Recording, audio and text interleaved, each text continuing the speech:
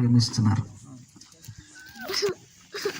ఎంత మనం ఆలోచన చేసినా దేవుని ప్రేమను ఇంకా అర్థం చేసుకోవాల్సిందే ఉంది.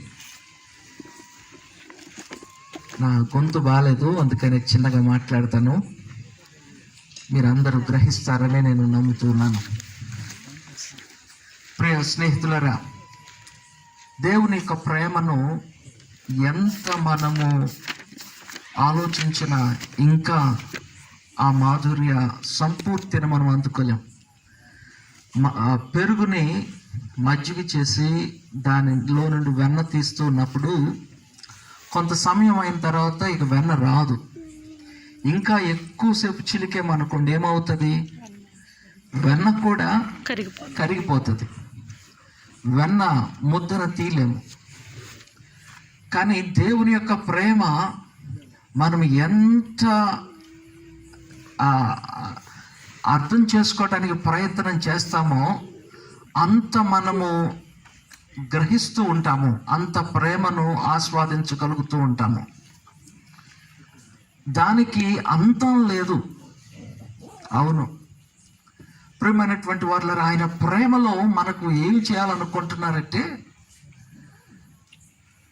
ఆయన గొప్ప కార్యాలు మన జీవితాలలో చేయాలి అని ఆశపడుతున్నారు. ఆయన ప్రేమ అనంతమైంది అనుకుంటున్నాం.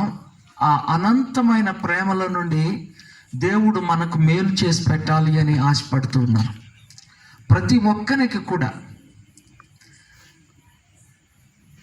కానీ ఒక రోజున ఆయన తన సొంత ఊరికి వెళ్ళారట. ఆ సొంత ఊరికి వెళ్ళినప్పుడు ఆ సొంత ఊరిలో జరిగినటువంటి పని ఏమిటో చూద్దాము. ఆ ఊరిలో ప్రభు ఏం మాట్లాడుతూ ఉన్నారు. మార్కు సువార్త 6వ అధ్యాయం 5వ వచనాన్ని దయచేసి చదువుకుందాం.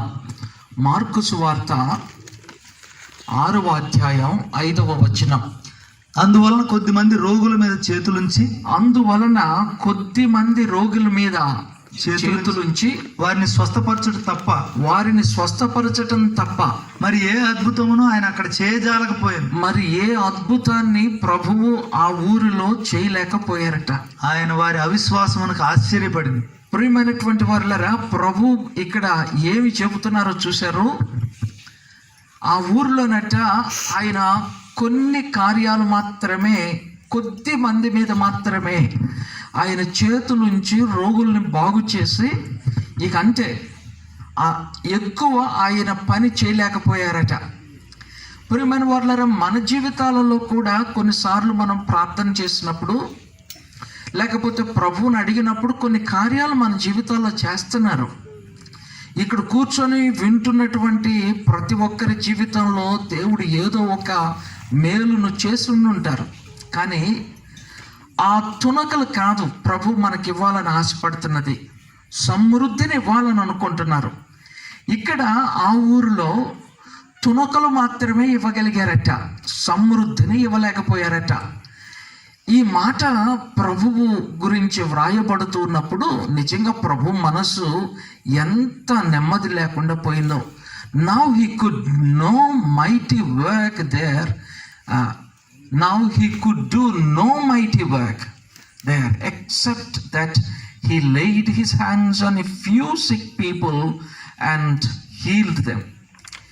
Mighty work అంట, గొప్ప పని ఏది చేయలేకపోయారట, కొద్ది పని మాత్రమే చేయగలిగారట.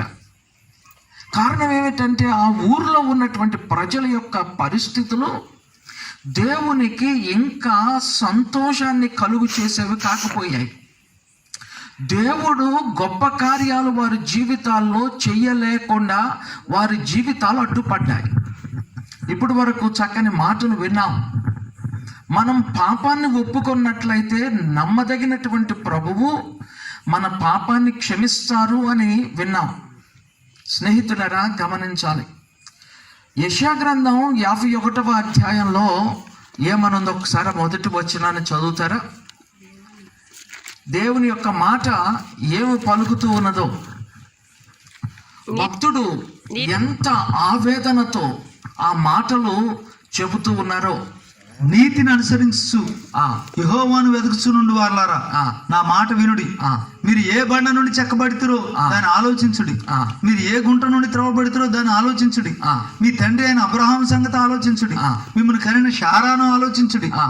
అతడు ఒంటరి అయి ఉండగా నేను అతని పిలిచి తిని. ప్రియమైనటువంటి వారులరా, ఇక్కడ దేవుడు ఒక మాట జ్ఞాపకం చేస్తున్నారు. మీరు అసలు ఎక్కడి నుండి వచ్చారు అది ఒక్కసారి జ్ఞాపకం చేసుకోండి. అబ్రహాముని దేవుడు జ్ఞాపకం చేస్తున్నారు, సారమ్మని జ్ఞాపకం చేస్తున్నారు. ఎవరండి వీరిద్దరు? వీరిద్దరూ విశ్వాస వీరులు.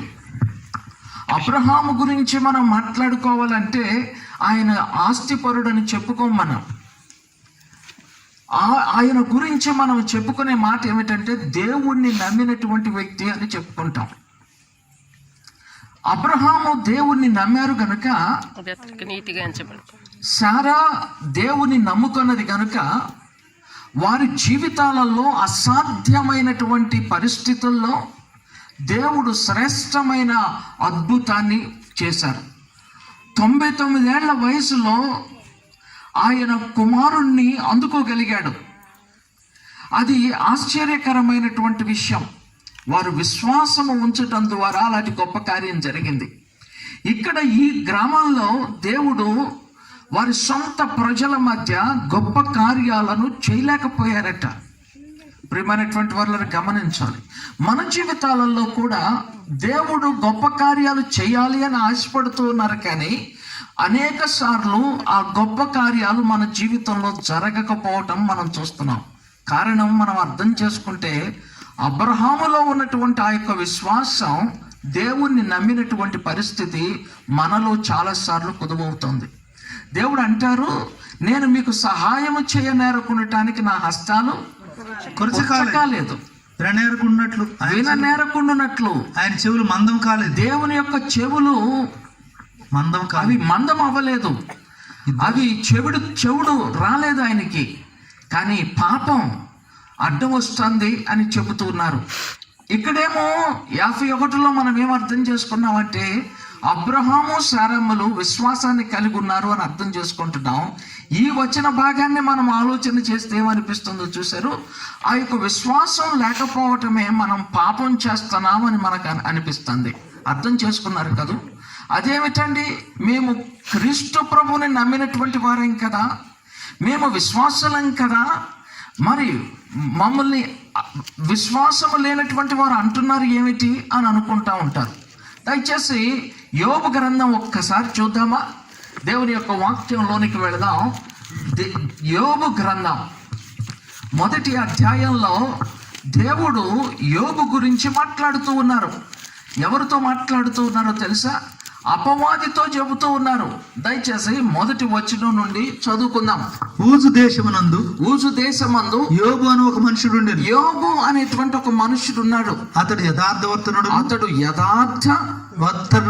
యథార్థవర్తనుడును న్యాయవంతుడునై దేవుని యందు భయభక్తులు కలిగి చెడుతనమును విసర్జించిన వాడు. ఇవన్నీ మంచి లక్షణాలు కదండి. యథార్థవర్తనుడు, న్యాయవంతుడు, దేవుని యందు భయభక్తులు కలిగి ఉన్నాడు, చెడుతనాన్ని విసర్జించాడు.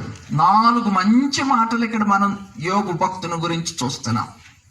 యథార్థవర్తనుడు, న్యాయమును అనుసరించేటువంటి